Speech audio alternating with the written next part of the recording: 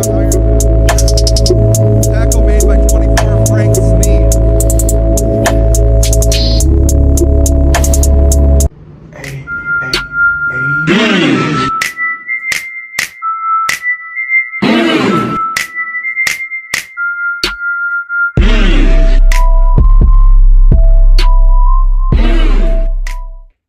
What's up with y'all, man? It's that bull Fred, man. Y'all already know what's going on. The health, the wealth, the updates. It's another Fred talk, man. And we just want to give y'all an update what's been going on for real. In the personal life, football world. And we just gonna give it to you. We got our special parents. You know what I'm saying? We implemented something new into this drone. So if you want to participate, holla at me as long as it's business wise. Yeah. But everything else, I mean, those who know, season went phenomenal. I think last time we talked about just pursuing things that you want to pursue. As long as you can afford it, and even if you can't, if you can find a way, as long as it's legal, like I talked last time, go ahead and do it. But yeah, the season was phenomenal. Didn't end the way I wanted it to. First time in my career. Haven't made the playoffs. Disappointed, highly disappointed. And today we're gonna talk about it. For foremost, something personal. We just got contact with Lil Sis, man, after like over a decade, man. So blessed and happy for that. You know what I'm saying? Now I got another sibling in the rotation. Life is short. We're trying to reach out, but yeah, man, that's gonna be a story time for a different time. But let's get into the news. Highly disappointed. Those who've seen the All-Star, the first teams and all of that, let's talk about that. We're gonna talk about that. Number one, but disappointed ain't even a word. Like the first day when I seen it, I wasn't tripping about it. But then I had to think. When you look on that list, it's a lot of Miners and Bearcats on that joint, and I expect that from them. Now let's just keep this a beam. The Miners, right? The Miners got hella college talent wherever they got their guys from. Them guys is getting paid. Them guys is housed. Them guys came into our league, and I'm assuming, I don't know when the championship is, but last time I heard, they was 8-0 now. They might be 8-0 or 9-0. And let's just be honest, the team I played on, boy, I tell you, how can I say this? Everybody wasn't hungry and everybody ain't buying. So for those who asked me, and I ain't never give a realistic answer, everybody didn't buy in. You know, we only had practice once a week. And sometimes, I think a couple times we ain't even had practice because nobody really showed up. Compared to the Miners, they probably practicing 2-3 times a week, getting the chemistry down, all of that. So for those who was like, oh, y'all got blown out, I forgot what the score was. It was like 80-something to 3. Bad June. So they put that on our record to end the season. They knocked us out of, we couldn't even go to the playoffs. We finished the season 4-4. 3-4 or something, I think. 3-4. Knocked us out of it. So we couldn't even go to the playoffs. First game of the season, whoever is the commissioner or the board committee of the AAL2, I ain't gonna lie, y'all did us dirty, man. That first game of the season, that game was like 86-0. That's an AIF team, and y'all counted that on our record. Disappointed the structure. Our schedule changed like 4 times before the season even really started. And let's get to that list, man. Let me tell y'all why I'm pissed. Number one, I feel like, all right, if I ain't make first team defense, I should have been second team defense.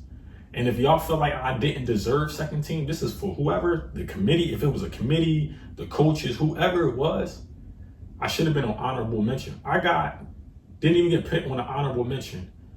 Shout out to the bull who made it as a DB on our joint, because he did get a pick. But let's just be honest, out of 7 games, he only showed up to 3 or 4. You know what I'm saying? So low key, that's a disrespect that's a slap. I feel like it's a slap to my face. I feel like that's a slap to the team, because even when he was at the games, he was playing receiver and all of that.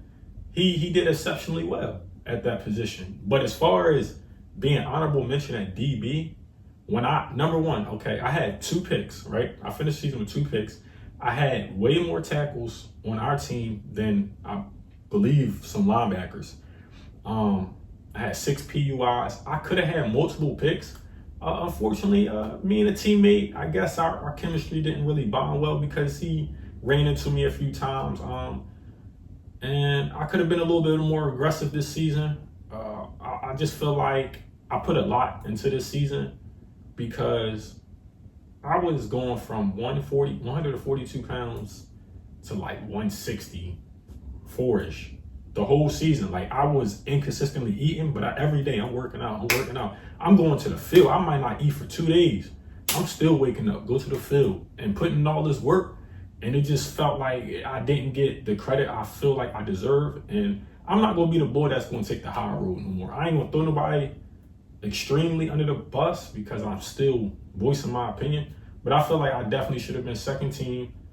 And even though our coaches probably didn't put in our stats or whatever the case may be, my film spoke for itself. Like, yeah, like, you get burnt. I don't know if it's because the last game of the season, I got mossed. You know, that one play I went over the wall. Like, it happens. You know, I tried my best. I was hurt that game, and I fought through it. Finger injuries, leg injuries, especially hitting that wall a couple times, going over it. That take a toll on your body, and I was trying my best. And then I wasn't eating, so it's like my body is trying to fix all the little nicks and cricks inside the system. But I'm highly disappointed with whoever came up with that list, and I wish I would have known who came up with that list, because my film spoke for itself. A lot of those DBs that was even on that list was scary. If you look at my film, if I was pressing, I'm putting hands on you. It was a lot of those DBs that wasn't doing nothing. They was either standing there and belling or automatically 15 yards off the ball. And shout out to the boy that, I guess, you know, the minors, they call him the ball hawk. But I feel like, you know, he was really, like, a lot of plays, he was already in position. He was already 10, 20 yards off the ball. You feel what I'm saying? So it's like, it's easier to track that. You feel what I'm saying? And then on top of that, a lot of the quarterbacks in our league was not real quarterbacks. So it made him look like an all-star.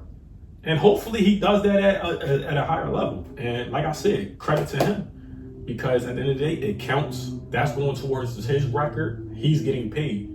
I'm not knocking it. I'm just saying, y'all got to be fair with this. We played 2 professional teams. 2 professional teams. And them dudes is getting paid. They training. They got trainers and people that tape them up, and they food and housing and all of that, compared to teams that's got semi-pro mindsets and not the greatest semi-pro mindsets. We talking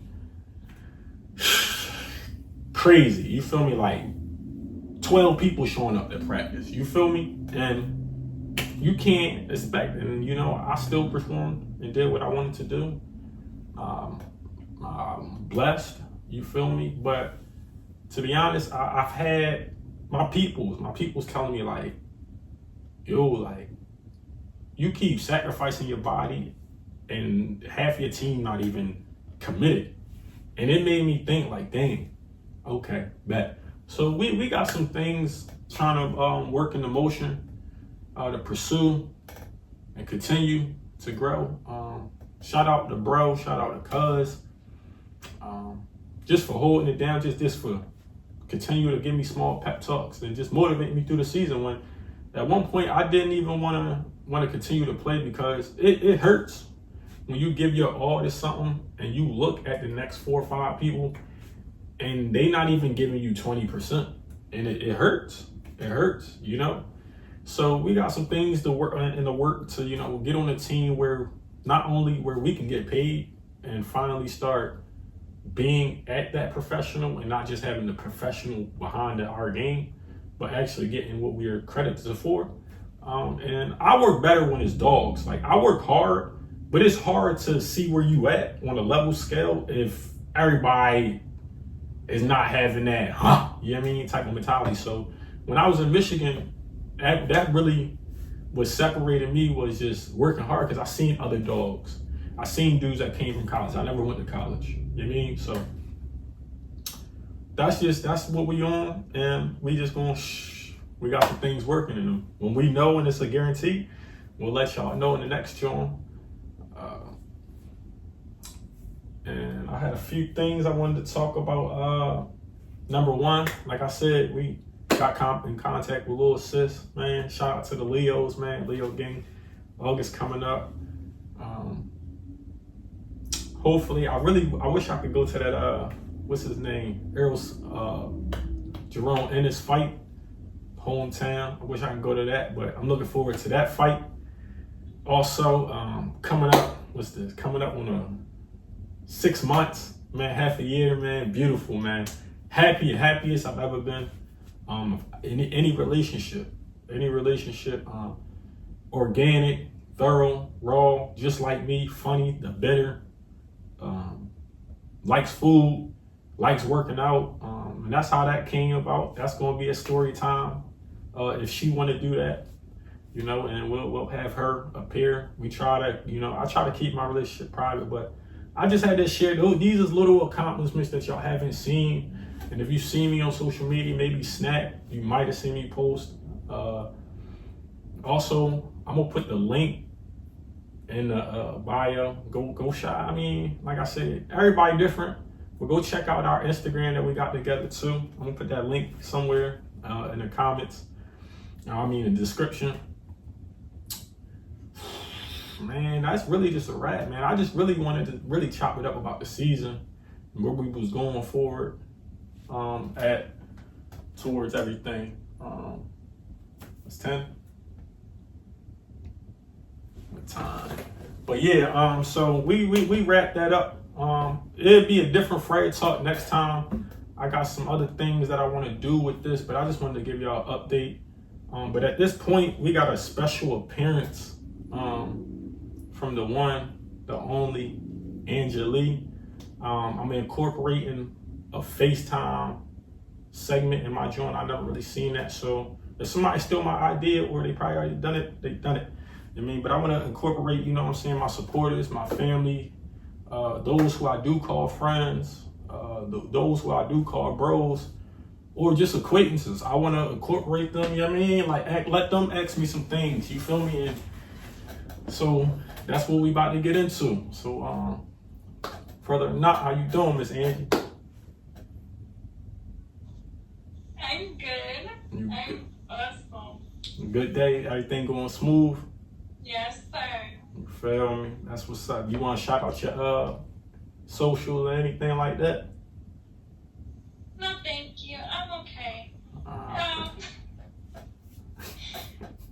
gonna just get right into my questions. Yes, ma'am. So my first question is, how many times did it take for you to realize that football was meant for you?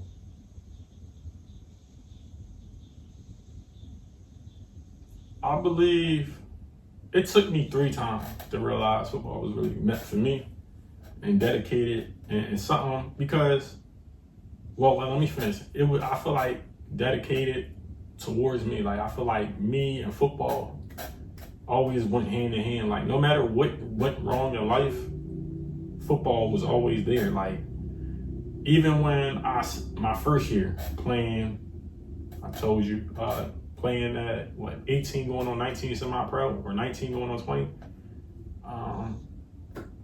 I was 18, yeah. So it was like that first time, I loved it, but I didn't know if it was for me. I was still a young boy as far as like just weight wise and like mentality. I ain't really had many people or like older men in my corner to like really give me advice about things that I needed, because it's a mental game. And sometimes if you don't really look for things in yourself to like do your own research, it can get tough. So I think after that time, I loved it, but I didn't believe in myself. And then I took a few years later, tried it again, semi-pro. It was cool, but you know, like I said, when you deal with people, it's a difference a lot of those dudes in the semi-pro world, they don't love the game. They just need something to do activity-wise on the weekend.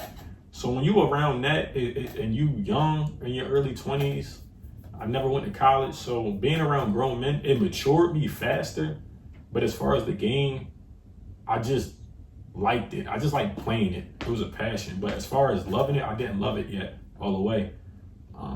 And then when I started working, I took a 2.5 year break, but I was playing this flag stuff with these dudes at the one job. Shout out to La Cologne. Even though y'all fired me, you feel me? It's cool. I still rep y'all. You know what I mean? Playing with those dudes. Shout out to Andy. Shout out to Will, aka Bill. Shout out to Man. Shout out to Bill Brothers, Andy. Not Andy. The one with the glass. I forget. I'm brain dead. The one with the glasses and the other one.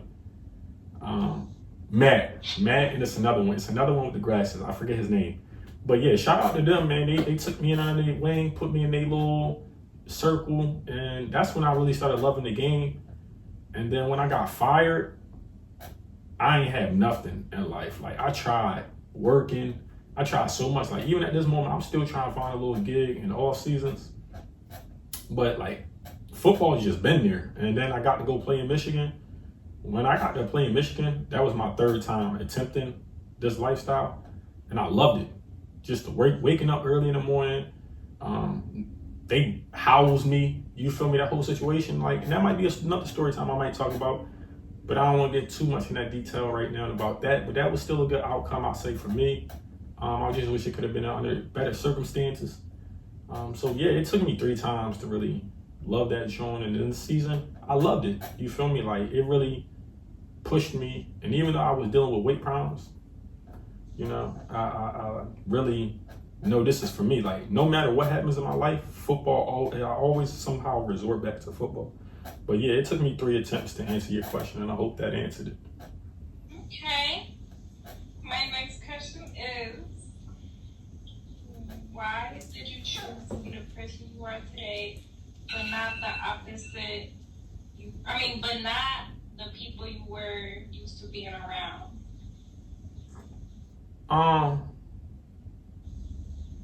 I think just the people that when I was a kid and I thought was cool, and I thought like it was thorough,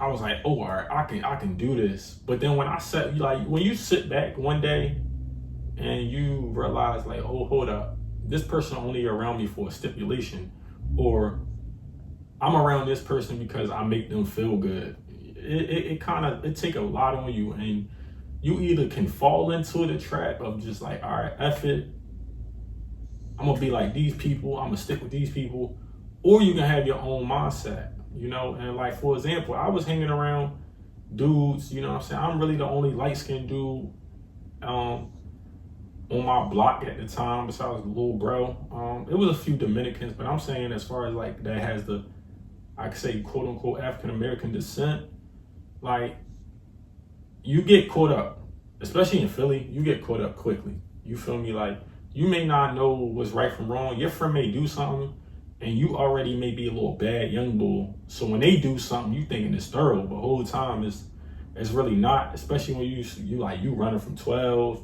you getting caught for stealing and things of that nature. Like, all those things can have a negative impact on your life. It's like a butterfly effect. You feel me? You do that thing, everything else can change in your life. And that's when I started realizing, like, hold up, like, I'm doing this, my mom taking me to the police station, all this stuff and that. Like, where is that leading me? And then my little brother looking up to me. We ain't have no uncles, no grandfathers, no older brothers. You feel me? We ain't had no guidance. So I had to realize at the age of 12, 13, like, hold up, yo, I'm on some nut real quick. Like, my little brother doing the same as me, and he 9 years old. So it was like, no, this not even thorough no more. So you know what? Let me just be a better limelight for my younger siblings and just, you know what I'm saying, be me at the end of the day, but know when to turn that switch off and turn it on. So it's like, also just not having a father and just like going back and forth, it kind of like made me as a man like, all right, you know what? How can I do this without just talking about it? All right, you know what? Let me start taking the steps to like show that I'm different. You know what I'm saying? Especially when everybody compare you to them. It hurt, but it's like, all right, you know what? Y'all putting gas underneath me.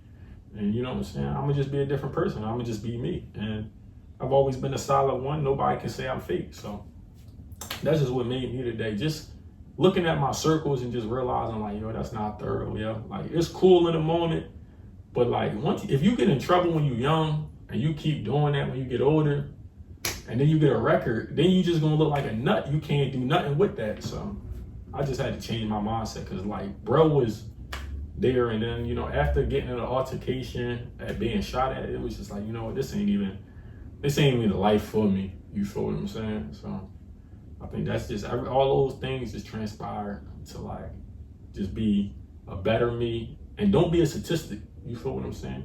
Don't be labeled as a statistic or a victim. Just be you, embrace it, and just tell your story. Everybody got a story. Everybody got a different route. So as long as you just stick to your code, you feel me, you're gonna separate yourself from a lot of people.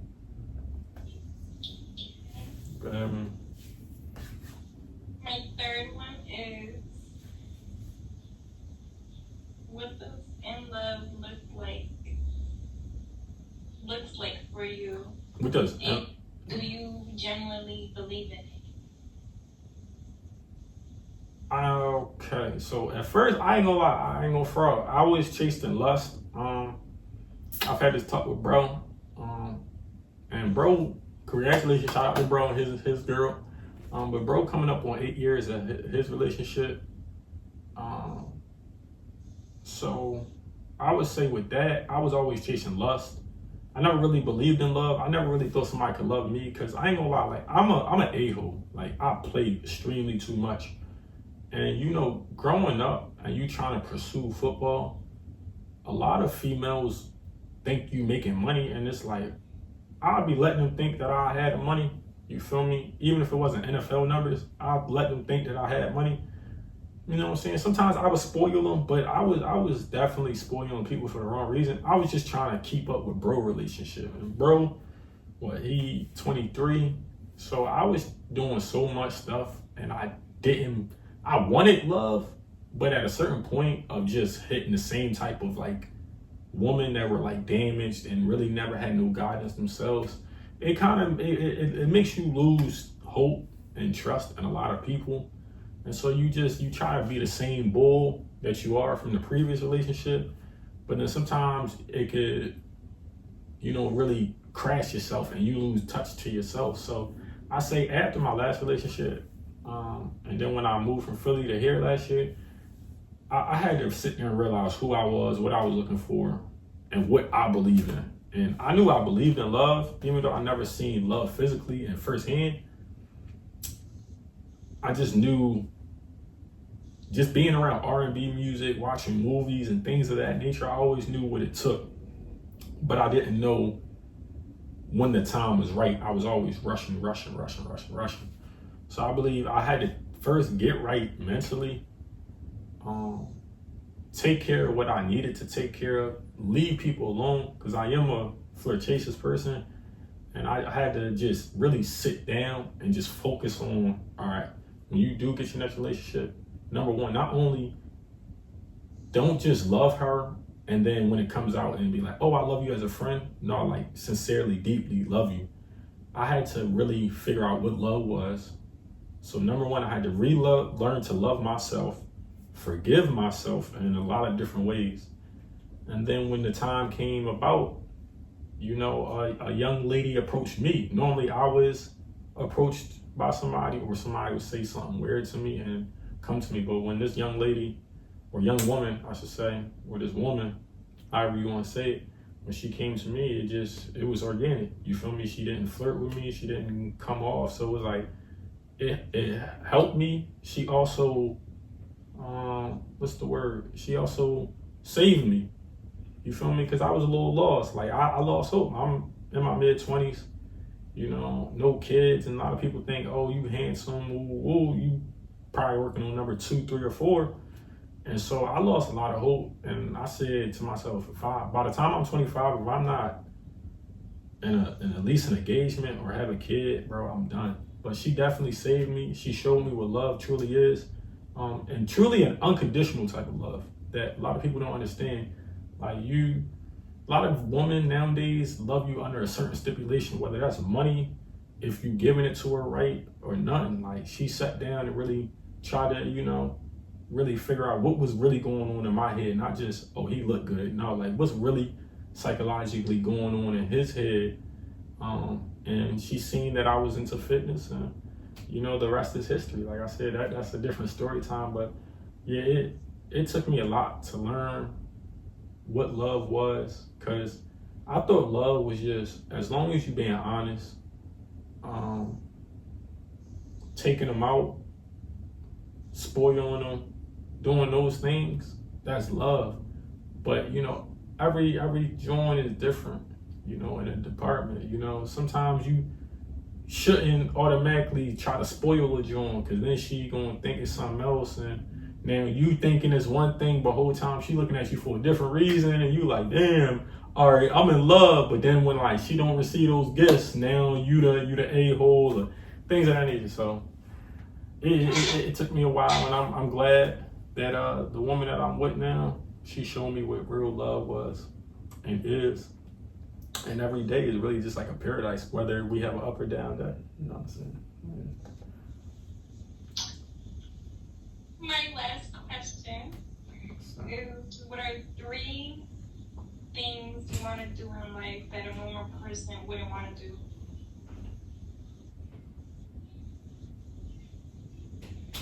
The 3 things in life that I want to do. I think a lot of people, normal people, number one, they don't know about disabilities, and they make fun of people. I definitely want to have some type of foundation or some type of bridge in communication with kids with autism. I think a lot of people, normal people, don't do that unless you're a doctor or a teacher, or unless your own child has autism. And people may really have relatives, but I think that's number one. Like, I want to do that. Have a foundation, whether that's helping parents connect to the kids more, finding some type of ways to communicate or something like that. So that's number one. Number 2, I would say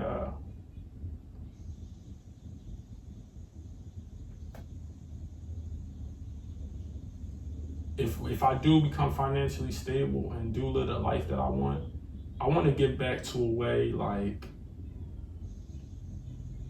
housing. You feel what I'm saying? I want to do housing. Helping people, find places to stay, or just give back. Like, I don't know, own some storages, and just like whatever items I got in there, just give it all away. You feel what I'm saying? I don't see a lot of people doing that unless they are able, but as a normal person, I don't see people doing that. I know what it feels like to be homeless. Also, connect people to like some type of like talking, expressing yourself. I feel like a lot of people hold a lot of things in, and I don't know, maybe I don't know, like they already got some things out there for therapists, but I feel like everybody don't want to talk to a therapist, so we should come up like, I don't know, some app or something, like a buddy app. You feel me? Like to like be able to just vent to like a random stranger online without them having like a medical degree. Like y'all gotta have the same type of common interest. I guess it would be like a buddy joint and a dating type joint, but without, you feel me? Hopefully, I mean, it might turn into that because you can't just separate it. But just like a buddy joint, just be there to talk to somebody, and without the sexualization there first. Not like no Tinder or nothing like that, not no hookup. Like, no, like seriously, like you like, all right. And like it would have to be a in detail app, so you don't really find those creeps to do it like that. But it's something like that, you feel me? Maybe an app, or maybe a pop-up event. You feel what I'm saying? And people just like do some arts and crafts and really like just home in one-on-one. You feel what I'm saying? Nothing like no speed dating, because it's not about that. It's about getting better. And a lot of people don't know how to express their feelings. They use drugs, alcohol, XYZ, whatever the capabilities. Well, maybe you just need to talk to one person. And you know what I'm saying? That can really open your eyes to a lot. Because I know a lot of people don't trust people, but you feel me? How you don't trust people, but you trust the person that gave you drugs or alcohol or parties, clubs, whatever you running from in life. A lot of people trust that. So why you can't just find somebody that you could trust, buddy wise? And it could be another man, it could be another woman, it could be, you feel me? Like, we're not saying just automatically a man ought to find a wife. No, like, you can find a bro. You feel me? Like, now you and the bro, like, now you found a friend, and you never had a friend in your life. So now, like, something like that. And I think I want to get into that. And I think that's different. A lot of people, I haven't seen it. So I think those three things, you feel me, would be it. That's it. Yep, that's it. You feel me? Well, I appreciate you, Miss Angie. You feel me? For coming in here, giving us your time, and asking the questions. Hopefully, I answered everything correctly. I'm a shy talker, but yeah, I hope I answered everything, and I appreciate you. And you have a blessed one. Love you too. All right. But yeah, man, for those, hopefully y'all talked, man. Hopefully it felt like I was talking to you. Hopefully you got some sense out of it. Hopefully I gave you a little, like I said, the next Fred Talk gonna be a little bit more personal. I just want to come out here and talk about the season, get some questions out of the way, and move forward from there. But yeah, until next time, man, it's the bull. That bull. I'm not, you know what I mean? Like, that bull. Fred, Frankie, Fred, whatever you want to call me. Until next time, man. It's another Fred Talk, episode 2. I'm out.